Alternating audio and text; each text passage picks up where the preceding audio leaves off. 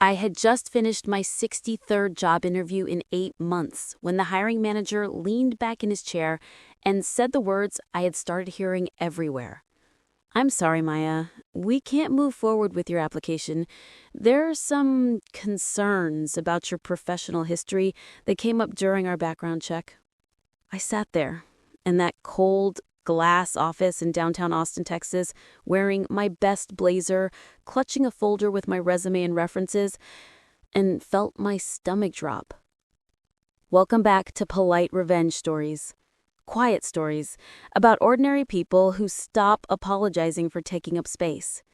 If you've ever been destroyed by the very people who were supposed to protect you and then had to claw your way back from nothing, this one's for you. Drop a comment right now and tell me where you're watching from. I read every single one. My name is Maya Ellison, and this is the story of how my own parents blacklisted me from every decent job in my field, and how my grandmother's hidden documents finally exposed them for what they really were. I had spent 6 years working at Ellison & Company, my parents' management consulting firm in Austin. I wasn't just an employee. I was the one who actually kept things running. I handled client relationships, fixed their messy financial reports, and brought in new business when they were too busy playing golf with their rich friends. My father, Victor Ellison, was the face of the company. Charismatic, loud, always shaking hands. My mother, Camille, handled the culture side, which mostly meant smiling in photos and throwing expensive parties. On paper, we were a successful family business. In reality, I was the one doing the actual work while they took the credit. Everything changed the day I found out they had been inflating project costs and pocketing the difference from certain clients. I confronted them privately. I thought they would be ashamed. Instead, they turned on me. 2 weeks later, I was accused of stealing client data and leaking confidential information to a competitor. There was no evidence, no proof, just my father's word against mine in front of the small leadership team. They fired me on the spot and told everyone I had betrayed the family. What I didn't know at the time was that they had already started making calls. Within a month, every major consulting firm in Austin had somehow heard that I was difficult, unethical, and possibly involved in legal issues. When I applied elsewhere, doors quietly closed. Recruiters stopped returning my calls. One hiring manager even told me off the record that someone very influential had warned me about me. My parents had blacklisted me from the entire industry in our city. I tried everything. I changed my resume. I applied to smaller firms. I even tried switching fields. Nothing worked. Every time I got close to an offer, something would suddenly fall through. I was running out of money, running out of hope, and completely alone. My younger brother Caleb had sided with them completely. He was now the golden child running the company with them. He stopped taking my calls. The only person who had ever truly believed in me was my grandmother, Beatrice. She had passed away 2 years earlier. She was the one who taught me to work hard and never let anyone disrespect me. After she died, I thought I had lost the only real family I had. I was wrong. Because 3 weeks after my 63rd rejection, I received a thick, dusty envelope in the mail. It had no return address. Inside were old documents, handwritten notes, and a letter from my grandmother that she had left with her lawyer to be delivered to me only if I ever found myself in serious trouble. The documents proved everything. They proved that I had never stolen anything. They proved that my parents had been the ones cooking the books for years. And they proved that my grandmother had known exactly who they really were. I sat on the floor of my tiny apartment, surrounded by papers, and cried for the first time in months. Not because I was sad, but because I finally had proof. And I was done being quiet. I sat on the floor of my apartment until the sun came up. The documents were spread around me like pieces of a puzzle I had been trying to solve for months without realizing it. Bank statements, client invoices, handwritten notes in my grandmother's sharp, slanted handwriting, and even a few old emails she had printed out. Everything was dated from the last 5 years of her life. She had known. My grandmother had known exactly what my parents were doing. She had been quietly collecting proof for years, probably because she suspected they would one day turn on me the way they turned on everyone else who got in their way. I read one note over and over again. It was written on the back of an old receipt, in her handwriting. Victor and Camille are stealing. Maya is the only one doing the real work. If they ever try to destroy her, these papers will protect her. She deserves better than this family. I pressed the paper against my chest and cried until I couldn't cry anymore. When the sun finally rose, I made a decision. I wasn't going to just sit here and feel sorry for myself. I wasn't going to keep applying for jobs that would never hire me. I was going to fight back. And I was going to use the one thing my parents never expected me to have: proof. The first thing I did was call the number on the envelope. It belonged to my grandmother's old lawyer, a man named Richard Hale. I had met him once at her funeral, but I barely remembered him. He answered on the third ring. "Richard Hale speaking." I took a deep breath. "Mr. Hale, this is Maya Ellison, Beatrice Ellison's granddaughter. You sent me some documents yesterday." There was a short pause. "Maya," he said, his voice softening, "I've been waiting for your call. Your grandmother left very clear instructions.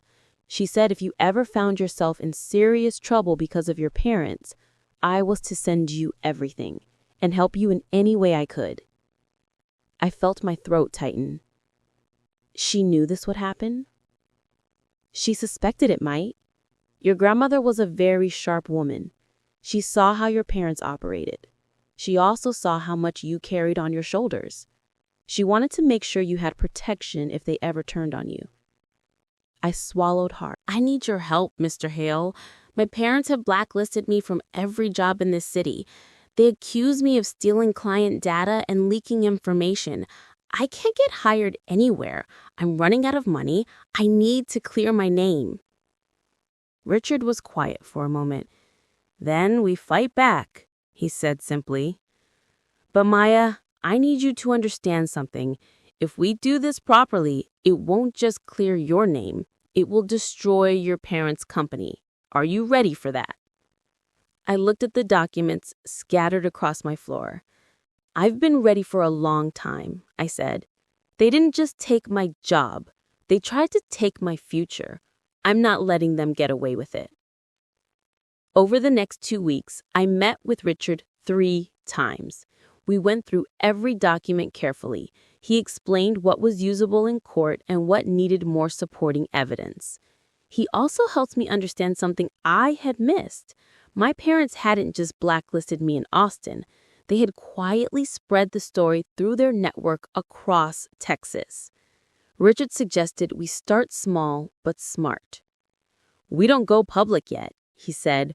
"First, we gather more proof. Then we hit them where it hurts, their clients and their reputation." He helped me draft careful emails to 3 former clients who had always liked me. I didn't accuse my parents of anything. I simply asked if they would be willing to speak with me about a personal matter regarding my time at Ellison and Company. 2 of them agreed to meet. The first client, a man named David Morales, who ran a mid-sized logistics company, met me at a quiet coffee shop. He looked uncomfortable when I sat down. "Maya, I was surprised to hear from you. Your father told everyone you had issues." I didn't flinch. "Mr. Morales, I'm not going to waste your time. My parents accuse me of stealing client information. They've made sure I can't get hired anywhere. I have documents that prove I didn't do it. I also have reason to believe they've been overcharging some of their clients for years. I wanted to ask you directly, did you ever feel like the invoices from Ellison and Company didn't match the work that was actually done?" He was quiet for a long time. Then he sighed. I always thought something felt off. The bills were always higher than expected. When I asked your father about it, he gave me some story about premium service fees. I didn't push it because I didn't want conflict. But now that you're sitting here, I'm wondering if I should have asked more questions. I didn't push him to say more. I just thanked him and left. But that conversation gave me something I hadn't had in months: hope. Over the next few days, I met with the second client. She was more direct. She told me she had stopped working with my parents 6 months ago because she felt they were playing games with the numbers. I started keeping a file. Every conversation, every strange invoice Richard helped me dig up, every inconsistency. Slowly, I began to feel like I wasn't powerless anymore. But I also knew this was only the beginning. My parents had no idea I had my grandmother's documents. They thought I was still sitting in my apartment, broken and jobless. They had no clue I was quietly building a case against them. And I wanted to keep it that way. For now. Because when I finally made my move, I wanted it to hurt. Over the next 3 weeks, I lived like a ghost. I woke up early, made coffee, and spent hours organizing the documents my grandmother had left me. Richard Hale helped me create a clean, organized file, separating what was useful for legal action and what could be used to quietly turn clients against my parents. I didn't go out much. I stopped applying for jobs. My entire focus had shifted from survival to something sharper: revenge. Not the loud, screaming kind, the quiet, calculated kind. Richard had warned me that if we wanted real consequences for my parents, we needed more than just my grandmother's old notes. We needed current proof. So I started reaching out to more former clients, carefully, one by one. I didn't accuse anyone. I simply asked questions and listened. Some people didn't want to talk. Others were surprisingly open once they realized I wasn't asking for money or causing drama. One client, a woman who ran a chain of medical clinics, told me she had stopped working with Ellison & Company because the invoices kept increasing without any clear reason. Another admitted he had always felt pressured to sign off on higher fees for premium service that he never actually received. Every conversation added weight to the file. But the biggest breakthrough came from somewhere I didn't expect. One afternoon, while I was sorting through the documents again, I found a small, sealed envelope tucked between 2 old bank statements. It had my name written on it in my grandmother's handwriting. I hadn't noticed it before. Inside was a single USB drive and a short note. Maya, if you're reading this, it means they finally turned on you. This drive contains copies of emails and financial records I pulled from your father's computer years ago. I never used them because I hoped they would change. They didn't. Use this if you need to protect yourself. I'm sorry I couldn't protect you while I was alive. Grandma. My hands were shaking as I plugged the USB into my laptop. What I found made my blood run cold. There were dozens of emails between my father and certain clients where he openly discussed adjusting project costs and splitting the extra money. There were also messages showing how they had deliberately pushed me out and started spreading rumors about me to other firms. One email from my mother to my father even said, "Maya is becoming a problem. She asks too many questions. We need to deal with her before she causes real damage." They had planned this. It wasn't just panic after I confronted them. They had been preparing to get rid of me for months. I sat there, staring at the screen, feeling something cold settle in my chest. All this time, I had been telling myself that maybe they acted out of fear or pressure. But these emails proved otherwise. They had made a deliberate choice to destroy me. That night, I called Richard. I want to move forward, I told him. I'm done waiting. He was quiet for a few seconds. Maya, if we do this, there's no going back. Your parents will lose everything. Their company, their reputation, possibly even face legal consequences. Are you sure you're ready for that? I thought about all the nights I had cried myself to sleep, about the 63 rejections, about the way my own brother had looked at me like a stranger. I'm sure, I said. Richard helped me create a plan. We wouldn't go straight to the police yet. First, we would contact their biggest clients with proof of overbilling. Then, we would file a formal complaint with the state's Business Ethics Board. The goal wasn't just to clear my name. It was to make sure my parents could never do this to anyone else again. Over the next 10 days, I sent carefully worded emails to 5 of their largest clients. I didn't attack my parents directly. I simply shared specific invoice discrepancies and offered to show them the supporting documents if they wanted to see them. 3 clients responded within 48 hours. One of them, a man who had worked with my parents for over 8 years, called me directly. Maya, he said, his voice serious, I've been looking at these numbers. I always trusted your father, but these discrepancies, they're not small. I need to understand what's going on. I met him the next day and showed him copies of the documents. Not everything, just enough to prove that the numbers didn't add up. He left the meeting looking pale. 2 days later, I received an email from him. He had terminated his contract with Ellison & Company and was considering legal action for overbilling. That was the first real crack. I knew it wouldn't take long for word to spread. My parents had built their entire business on relationships and reputation. Once clients started leaving and asking questions, everything would begin to unravel.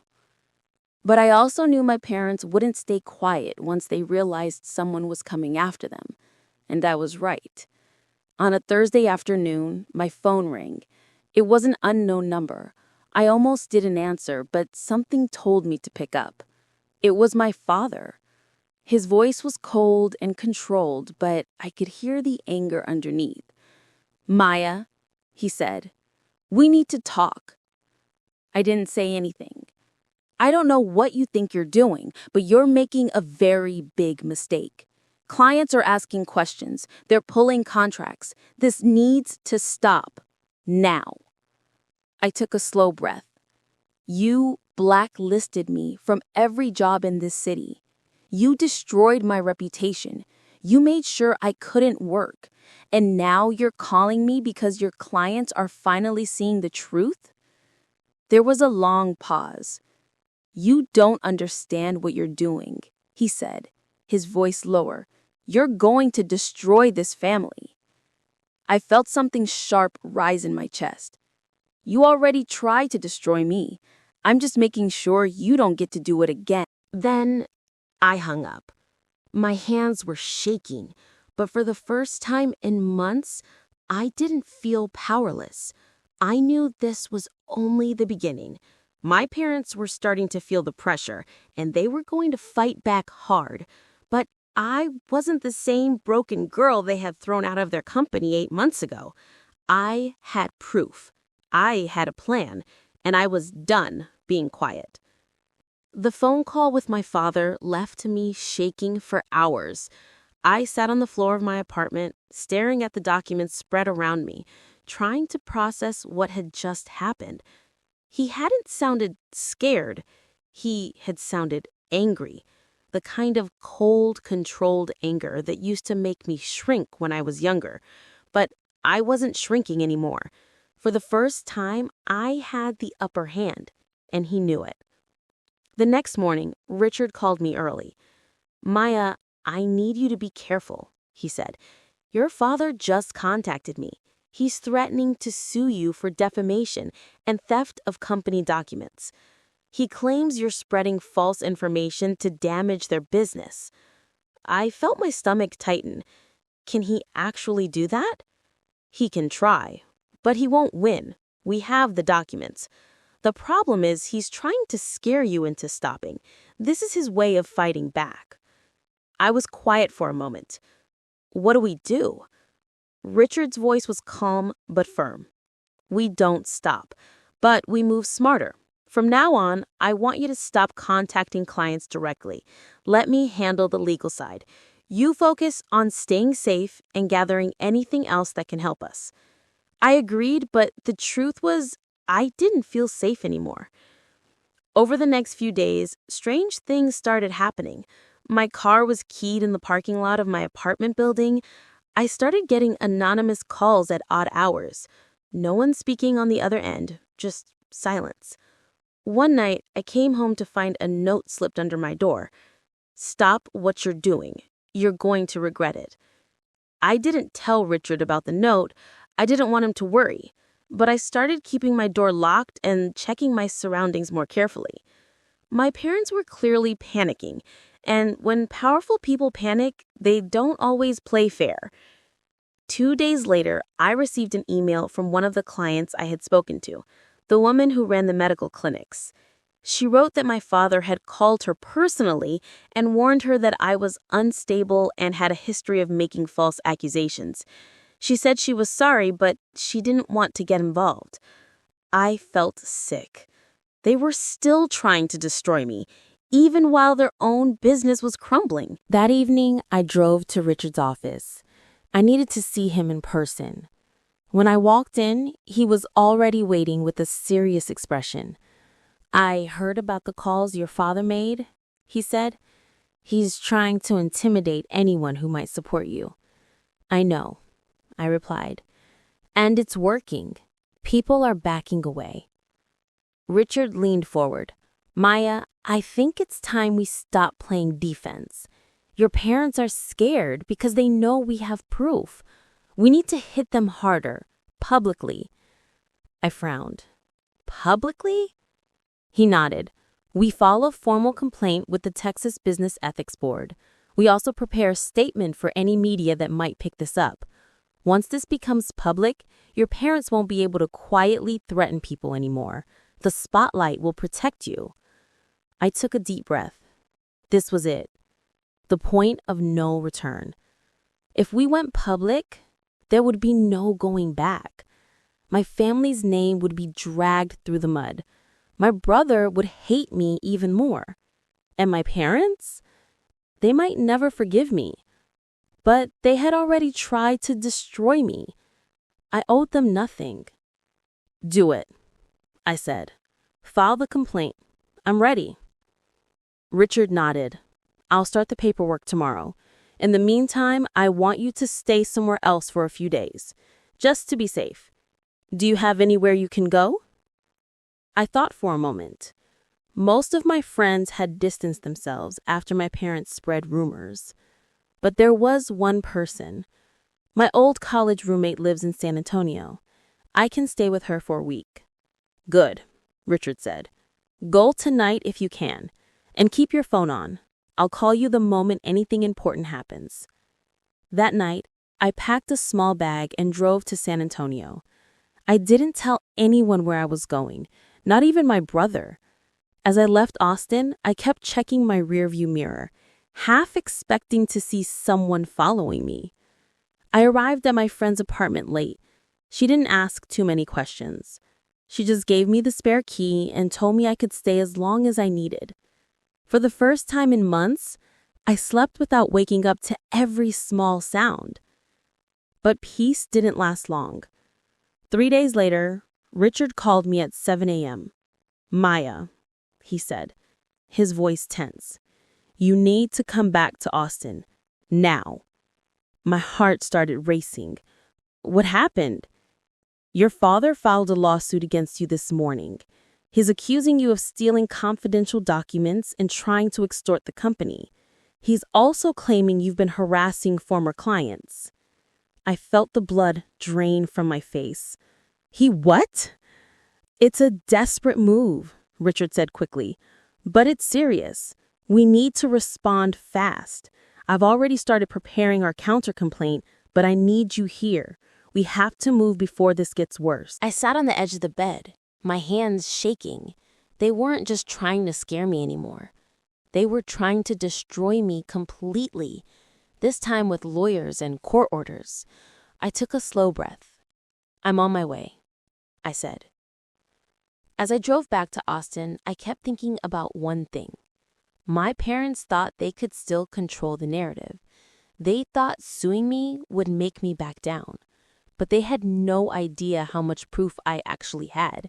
And they had no idea how far I was willing to go now. This wasn't about clearing my name anymore. This was about making sure they could never hurt anyone else again, including me. I drove back to Austin with my hands gripping the steering wheel so tightly that my knuckles turned white. Richard's words kept playing in my head on a loop. Your father filed a lawsuit against you this morning. Every mile felt heavier than the last. The sun was already high when I finally pulled into the parking lot of Richard's office building. He was waiting for me in the lobby. You look exhausted, he said quietly as we walked to his office. I didn't sleep, I admitted. Tell me everything. Richard closed the door behind us and gestured for me to sit. Your father filed the lawsuit yesterday afternoon, he explained. He's accusing you of theft of confidential documents, defamation, and attempted extortion. He's also claiming that you've been harassing former clients and damaging the company's reputation on purpose. I let out a bitter laugh. He's the one who blacklisted me from every job in this city, and now he's suing me? Richard nodded. It's a classic intimidation tactic. He's trying to force you into a corner so you'll stop exposing them. But here's the thing, Maya. We have the documents. We have the emails. We have the client statements. His case is weak. Ours is strong. I rubbed my temples. What do we do now? Richard leaned forward. We fight back. Hard. Today we're filing a formal complaint with the Texas Business Ethics Board. We're also preparing a detailed response to his lawsuit that includes copies of the documents your grandmother left you. And if he wants to play dirty, we go public. I looked at him. Publicly? He nodded. We don't have to hold a press conference, but we can share the story with a few trusted journalists who cover corporate misconduct. Once this becomes public, your parents won't be able to quietly threaten people anymore. The truth will protect you better than silence ever could. I took a deep breath. Do it. Over the next 48 hours, everything moved fast. Richard filed the counter-complaint and submitted all the evidence we had collected, my grandmother's documents, the emails from the USB drive, and the statements from former clients who had spoken to me. We also sent a formal letter to my father's lawyer demanding that he drop the baseless lawsuit or face serious consequences. On the third day, something shifted. A small local business news website published an article titled, Former Ellison & Company Employee Accuses Family Firm of Overbilling in Retaliation. It didn't name me directly, but it mentioned a former senior employee and referenced serious allegations of financial misconduct. Within hours, the story started spreading in local business circles. That same afternoon, 2 more clients terminated their contracts with Ellison & Company. Richard called me with an update. Your father's company is losing clients fast, he said. Word is spreading. Some of their biggest accounts are asking for audits. This is exactly what we needed. But my parents weren't going down without a fight. That evening, I received a text from my brother Caleb. It was the first time he had contacted me in months. Caleb, you need to stop this. You're destroying the family. Dad is losing his mind. Just come home and talk. I stared at the message for a long time before replying. Me. I tried talking. You all chose to believe I was a thief. Now you get to live with the consequences. He didn't reply after that. 2 days later, the pressure on my parents increased even more. One of their oldest and largest clients, a manufacturing company, publicly announced they were ending their relationship with Ellison & Company due to concerns over billing practices. They didn't name my parents directly, but everyone in the industry knew who they were talking about. My father's reputation, which he had spent decades building, was starting to crack in real time. That night, Richard called me again. "Maya, your father's lawyer reached out. They want to meet. They're offering to drop the lawsuit if you sign a non-disclosure agreement and stop contacting their clients." I was quiet for a moment. "What do you think?" Richard's voice was calm. "I think they're scared. This is a desperate attempt to control the damage. But if you sign that NDA, you'll be gagged forever. You won't be able to tell your side of the story, ever." I didn't even have to think about it. "Tell them no. I'm not signing anything. I'm not staying quiet anymore." He paused. "Are you sure? This could get uglier before it gets better." "I'm sure," I replied. "They tried to destroy me. I'm just making sure they can't do it to anyone else." After I hung up, I sat on my couch in the dark for a long time.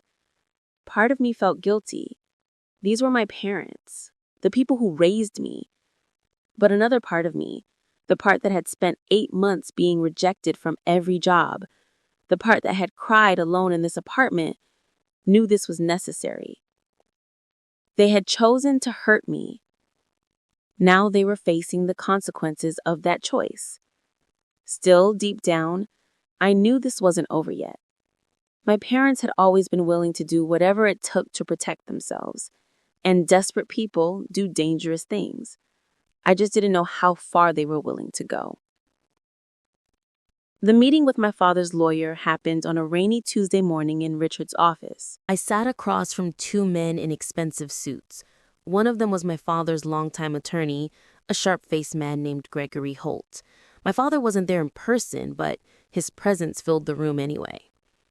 Gregory slid a thick document across the table. "This is a settlement offer," he said smoothly. "Your father is willing to drop the lawsuit completely. In exchange, you sign this non-disclosure agreement and agree to stop contacting any current or former clients of Ellison and Company. You also agree to never speak publicly about the company or your family again." I didn't even touch the papers. Richard leaned forward. "And what exactly is she getting in return for staying silent about being blacklisted and falsely accused?" Gregory's smile was thin. "Peace, and the opportunity to move on with her life without dragging her family's name through the mud." I let out a short, bitter laugh. "You blacklisted me from every job in this city," I said quietly. "You told people I was unethical and unstable. You made sure I couldn't work for 8 months. And now you want me to sign something that protects you?" Gregory didn't flinch. "Your father believes this is the best way to protect everyone involved." I looked him straight in the eye. "Tell my father," I said clearly, "that I'm not signing anything, and I'm not staying quiet." Gregory's expression hardened. "You're making a mistake, Miss Ellison." "No," I replied. "I already made the mistake of trusting my family. I'm not making that one again." I stood up and walked out of the room. Richard followed me into the hallway. "You did the right thing," he said quietly. "But things are going to get uglier now." "I know," I answered. "I'm ready." Over the next 10 days, the story started spreading faster than I expected. A second local news outlet picked up the allegations. Then a business podcast mentioned serious questions around Ellison & Co.'s billing practices. Clients kept leaving. 2 more major accounts terminated their contracts within a week. My father's company, which had once been one of the most respected consulting firms in Austin, was bleeding. Then came the final blow. Richard received a call from the Texas Business Ethics Board.